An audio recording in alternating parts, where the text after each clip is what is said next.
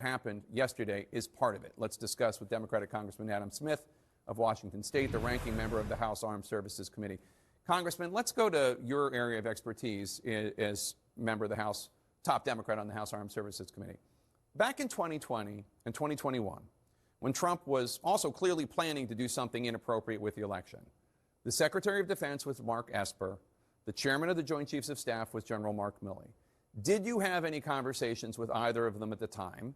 And do you think the people who now hold those positions, Pete Hegseth and General Kane, would also defend the Constitution and fair elections if it came down to it? I had multiple conversations with both Secretary Esper and Chairman Milley. And look, we all three shared the concern that President Trump would try to steal the election and might use the military as part of how he would do that.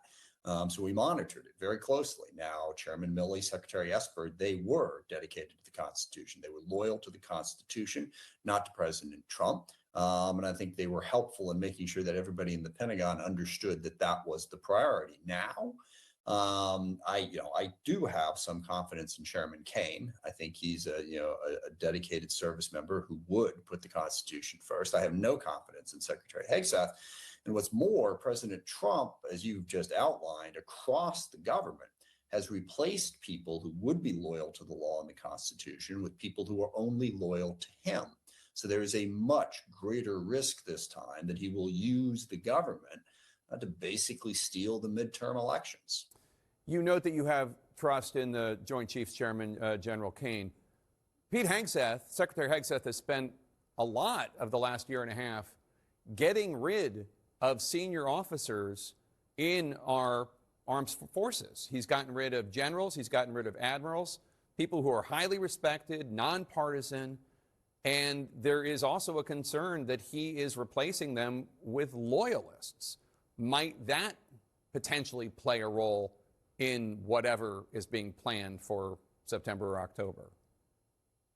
I mean, absolutely. You've seen it both at the Department of Defense and also in the intel community as people have been moved around and they've been putting in loyalists. Yes, that absolutely could be an impact. And look, the scenario you envision is they seize voting machines. They refuse to certify elections. People show up and protest and they use either DOD or DHS basically to, block people from stopping this. Now, I think it's really important right now that we do exactly what you're doing, which is shine a light on this, because a stunning number of people in this country would still go, oh, come on. President Trump said, that doesn't happen here. And they're right. It doesn't happen here. But it does happen in the mind of Donald Trump, and he's president. We have to not have a failure of imagination here. We have to shine a light on this, prepare the courts and prepare the people to stand up and stop Trump from doing this. Last time President Trump had a vice president, Mike Pence, who was dedicated to the Constitution to the degree that Trump supporters outside the Capitol on January 6th were literally chanting, "Hang Mike Pence." He did the right thing. He stood up for the rule of law and the Constitution. Do you think Vice President Vance would do the same? And is there anyone in Trump's cabinet who you would trust to intervene if things went too far this year or in 2028? No, I certainly don't see Vice President Vance doing what Mike Pence did. And no, I don't see anyone in the cabinet who I would trust to do that. Loyalty has come before the Constitution, before the country. So it puts us in an incredibly dangerous position with a cabinet we cannot trust and a president we cannot trust. So again, we really have to speak out about this and make sure that the courts and the people are prepared to stop them. Look, I still think the bulk of the country, the bulk of Republicans for that matter, believe in representative democracy and believe in our Constitution. They've just deluded themselves in terms of the threat that Trump poses to all of that. And there's a bunch of different reasons for it. We've talked about it.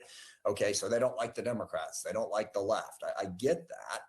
But you should understand that even though Trump presents himself as the one standing up against those things, what he really is an authoritarian who wants to grab as much power for himself as possible. And that places our entire country at risk. Well, and I think we need to talk about that. I know the pollsters say, talk about housing, talk about affordability, talk about costs. That's what people care about, kitchen table issues. I think people care about democracy. I think people care about stopping a fascist takeover of our country.